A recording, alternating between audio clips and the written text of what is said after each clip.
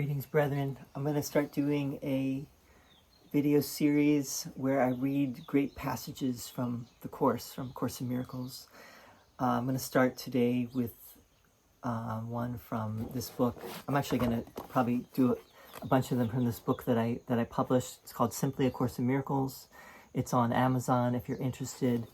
The book basically has three parts. The first part is kind of just a very simple explanation of a course, of the course, to make it more understandable for most people, especially people that are new to the course. And I would have appreciated this too when I first got into A Course in Miracles. I don't think any book though is a substitute for the course. You have to read the course and really study it and engage with it on your own. Second part of the book is different people throughout history that have said great things that are in resonance with what A Course in Miracles teaches, but not exactly, but getting there, right? People like Plato, Shakespeare, Einstein, Emerson, great figures of the past, including, go into Buddha and the Bible and other religious traditions and mystics from different traditions as well. So that's the second part of the book. And the third part of the book is these different quotes and passages from the Course that I think are exceptional and that can help to understand the Course better. So I'm going to read one right now. This is called The Holy Spirit, the Voice for God. The voice of the Holy Spirit does not command because it is incapable of arrogance. It does not demand because it does not seek control. It does not overcome because it does not attack. It merely reminds. It is compelling only because of what it reminds you of. It brings to your mind the other way, remaining quiet even in the midst of the turmoil you have made for yourselves. The voice for God is always quiet, because it speaks of peace. Yet peace is stronger than war because it heals. War is division, not increase. No one gains from strife. What profiteth it a man if he gain the whole world and lose his own soul? That means that if he listens to the wrong voice, he has lost sight of his soul. He cannot lose it, but he cannot know it. It is therefore lost to him until he chooses right. The Holy Spirit is your guide in choosing. He is the part of your mind which always speaks for the right choice because he speaks for God. He is your remaining communication with God, which you can interrupt but cannot destroy. The Holy Spirit is the way in which God's will can be done on earth as it is in heaven. This is a wonderful passage. It liberally quotes from the Bible. You may have noticed. There's actually at least two places that it's quoting from the Bible. God's will done on earth as it is in heaven is obviously the Lord's Prayer. And then that great quote, what profiteth it a man if he gain the whole world and lose his own soul? So I'm just going to talk very briefly about this. Maybe we'll just go through it very quickly, but a little slower. The voice of the Holy Spirit does not command because it is incapable of arrogance. It does not demand because it does not seek control. It does not overcome because it does not attack. It merely reminds. So the voice of the Holy Spirit just reminds you of the other way, right? It is compelling only because of what it reminds you of. It brings to your mind the other way, remaining quiet even in the midst of the turmoil you have made for yourself. It's like the proverbial still small voice that is, I think, mentioned in Ezekiel, if I'm not mistaken.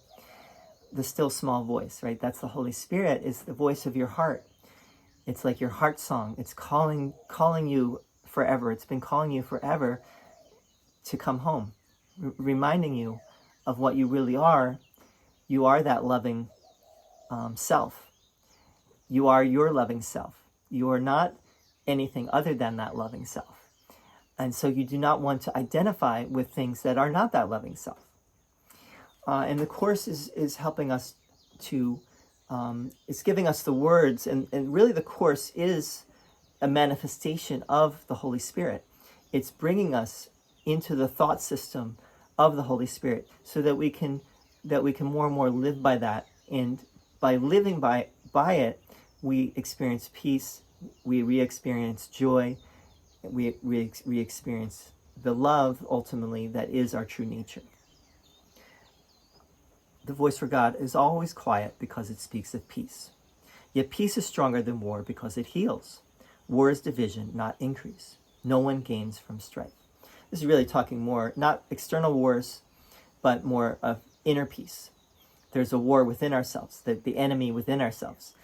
It's not really the enemy, but it is what the Course calls ego, right?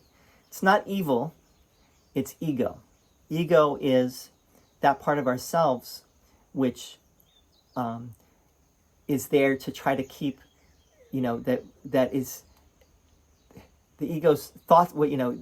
Jesus says that the ego has a thought system, and the Holy Spirit has a thought system. The ego's thought system is based in this tiny mad idea of separation. And so the ego's purpose and the ego's thought system is to keep the separation going as long as possible, and to keep us in the dark, basically, so that we do not wake up to reality. What profiteth it a man if he gain the whole world and lose his own soul? This is from the Bible, from somewhere in the Gospels, I forget exactly where. That means that if he listens, now Jesus does a correction here on that. That means if he listens to the wrong voice, he has lost sight of his soul. So there's only two voices, there's only two choices. This is something Jesus also says. The two voices are the Holy Spirit and the ego. If you listen to the voice of the ego, you will lose sight of your soul. It's not that you lose your soul. That's a mistake. That's a mistaken idea that we have taken from the Bible, that God would destroy the soul, right? Or would destroy some souls. That means that if he listens to the wrong voice, he has lost sight of his soul. He cannot lose it, but he cannot know it. In other words, it cannot be destroyed. It cannot be lost, but you can remain in the dark, like I said. You can remain in the illusion and not see the reality. It is therefore lost to him until he chooses right. That means chooses the Holy Spirit's thought system. The Holy Spirit is your guide in choosing. He is the part of your mind which always speaks for the right choice because he speaks for God. He is your remaining communication with God, which you can interrupt but cannot destroy. The Holy Spirit is the way in which God's will can be done on earth as it is in heaven. So in other words, we can experience God's will even now, and we can experience heaven to a certain extent even now. And that's what Jesus calls the happy dream. The happy dream is where we are living more and more in our right mind, making the right choice, making the choice based on the Holy Spirit's thought system and not the thought system and not the ego's thought system. I hope this is helpful. I'll probably leave it at that so it's not too long. Thank you so much for tuning in. Thank you so much for listening. I'm going to be doing more of these videos on great passages from Course in Miracles, and would always love your comments and thoughts and feedback. See you very soon. Shine on.